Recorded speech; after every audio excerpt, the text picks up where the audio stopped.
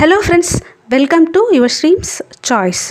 இப்போ நாம பார்க்க போகிறது ஒரு Arabian snack recipe falafel hummus. இதை நம்ம வீட்டிலேயே எப்படி செய்யறதுன்னு பார்க்கலாம். இதுக்கு முக்கியமான இன்கிரீடியன்ட் கொண்டைக்கடலை. இதை ஒரு கப் எடுத்துக்கணும். கொண்டைக்கடலையை நல்லா வாஷ் பண்ணிவிட்டு இதை நைட் ஊற வச்சுட்டு காலையில் ப்ரெஷர் குக்கரில் போட்டு கொஞ்சமாக உப்பு சேர்த்துட்டு இதை வேக வச்சு எடுத்துக்கணும். இது நல்லா வெந்த பிறகு இதை பாதி அளவுக்கு பிரித்து எடுத்துக்கணும். இந்த பிரித்து எடுத்ததுலேருந்து தோலை தனியாக எடுத்துடணும். இந்த மாதிரி தோலை தனியாக பிரித்து எடுத்துடணும். இப்போது இதை மிக்சர் ஜாரில் சேர்த்துட்டு அரைச்சி எடுத்துக்கணும். தண்ணி விடாமல் அரைச்சி எடுத்துக்கணும். இதில் ஆலிவ் ஆயில் 3 டேபிள் ஸ்பூன் விட்டு இதை நல்லா அரைச்சி எடுத்துக்கணும். இதில் 2 ஸ்பூன் அளவுக்கு கெட்டி தயிர் விட்டுட்டு இந்த ஆலிவ் ஆயில் போட்டு அரைச்சி எடுத்துக்கணும். இதை தண்ணி சேர்த்தும் அரைச்சிக்கலாம். ஆனால் நமக்கு அதே டேஸ்ட் வேணும் அப்படின்னா இந்த மாதிரி ஆயில் சேர்த்து அரைச்சி எடுத்துக்கலாம். இப்போது வெள்ளை எள்ளை ஒரு கப் எடுத்துட்டு இதை நல்லா வறுத்து எடுத்துக்கணும். இது சிவக்க வறுத்து எடுத்து ஆற வச்சுட்டு இதை மிக்சர் ஜாரில் போட்டு அரைச்சி எடுத்துக்கணும்.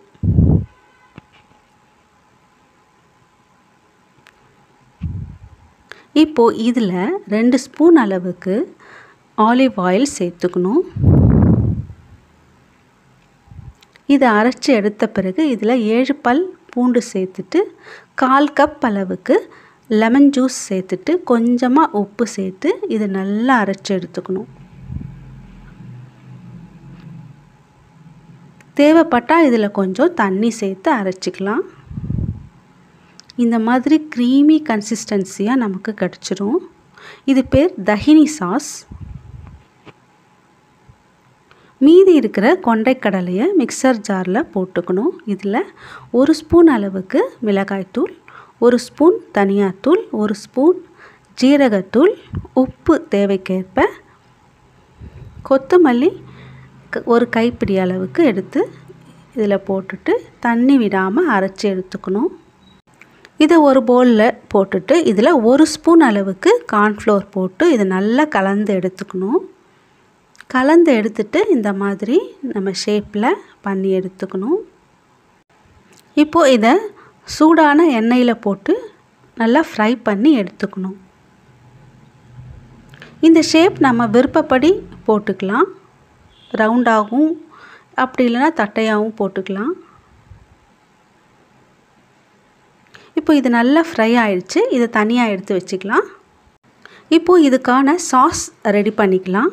கொண்டைக்கடலை பேஸ்ட், இந்த தஹினி சாஸ், இது ரெண்டும் ஒன்றா மிக்ஸ் பண்ணணும்.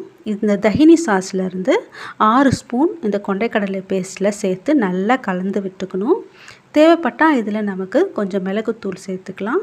நம்ம விருப்பப்படி இதில் சீசனிங் பண்ணிக்கலாம்.